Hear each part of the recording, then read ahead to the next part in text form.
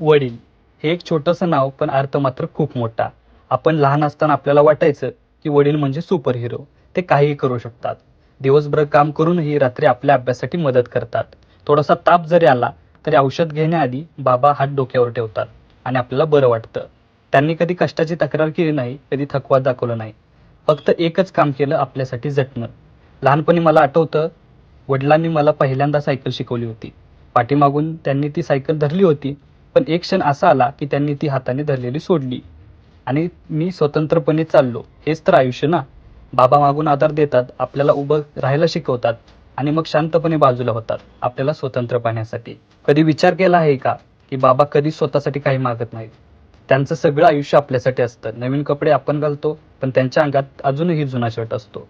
आपल्याला मोबाईल मिळतो आणि ते अजूनही जुना फोनच वापरत असतात. म्हणूनच मित्रांनो, आजचा हा ब्लॉग केवळ एक संदेश आहे. बाबांना समजून घ्या, ते कमी बोलतात पण मनात भरपूर असतं. ते कधीच रडत नाहीत, पण आतून तुटतात. आज त्यांना एक कॉल करा, सांगाच बाबा तुम्ही खूप मोलाचे आहात. तुमचं एक साधं आभारी आहे हे त्यांच्यासाठी जग जिंकल्यासारखं असेल. कारण वडील म्हणजे जगण्याची खरी शक्ती.